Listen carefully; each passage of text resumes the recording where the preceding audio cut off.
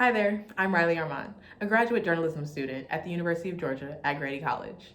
It can be very difficult for new mothers to find things like bottles, toys, diapers, so I sat down with Grady Newsource Reporter Sam Perez. She covered a story on a local diaper drive that helps new mothers in need. So I was doing some social listening and I was scrolling through Social News Desk and a few different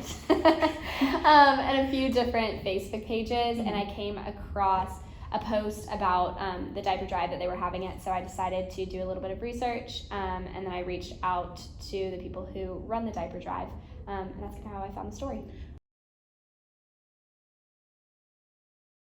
That's a great question. I'm pretty sure I was an MMJ this week. I'm trying to think if there's a chance I was a news gatherer. And actually I was a news gatherer, but I ended up finding this package, and then I kind of thought it would make a good story, so I decided to pursue it, and the producer at the time needed another package, so I kind of just picked it up.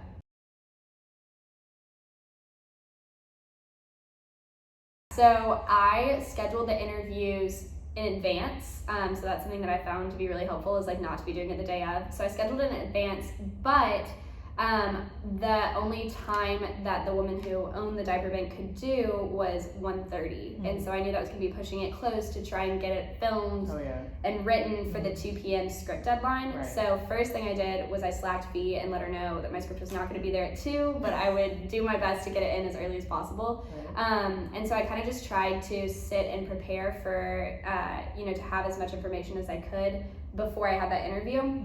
So I scheduled my other interview with a woman at the library.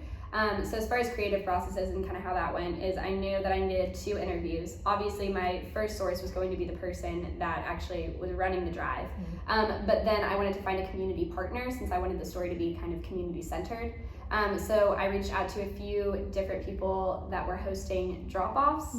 The library ended up responding, and I went, and the librarian was the sweetest lady, and she walked me through the library. She gave me other story ideas, which was awesome. And I thought that filming an interview in a library with the books in the background would be cool, so that's kind of what I was thinking of. And then it just worked out where I sat in the library, like I said, I worked on the story, tried to get as much done before I had that second interview, and then just did it all really quick.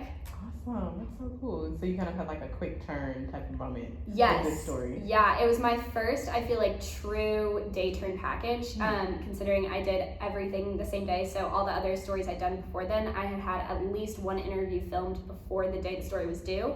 So it's definitely a challenge, but it was kind of cool to see it all come together. Both interviews were day of. Like I said, my second interview was at 1:30, and I probably filmed her. Her interview probably lasted 10 minutes, and then I filmed her for about 20 minutes. So that lasted about 30 minutes, but I was also, busting it to get out of there. Right. But then before then, I want to say I headed to the library at about maybe 11:30, and I got there early, so I tried to film a stand-up at the library that I didn't end up using, but it was good to have as backup. And then I interviewed the librarian. My guess would be about 11:45, and like I said, she walked me through the library, showed me a few things, and then so I would say I started filming really at 11:45, and then kind of filmed her, and then went to the diaper bank and filmed there. Right, and I remember your stand-up when I was watching your story. You had the whole the package of Yes. peppers, and you put it in a little bag. Yes. That was really cool. How did you come up with that? Yeah, so one thing that I'm really trying to focus on is making my stand-ups more interesting, and honestly, it's something that I don't feel like I've really struck the balance on, because I think it's hard to find the line between cheesy choreographed and boring, and I think that's a fine line, and I don't know if I know how to walk it perfectly, but I'm trying, because I want to have a good reel when I finish the class. It's the coolest thing. I feel like being in the Grady Newsource class is something that I've looked forward to since coming to UGA. It's the reason I toured UGA, so it's kind of like a surreal moment to see it actually happen, especially knowing that this is what I want to do after graduation. So kind of seeing it come to life is really cool. So it's definitely a really neat experience, but I also think it's good to have it be on air so that we can critique it post-show, and so I can get other people's feedback on it, because I'm always looking to improve. So getting it to go on air is great, because I realize all the things I could change and make better for future packages. Well, that's all for this reporter annotation. Thanks for watching.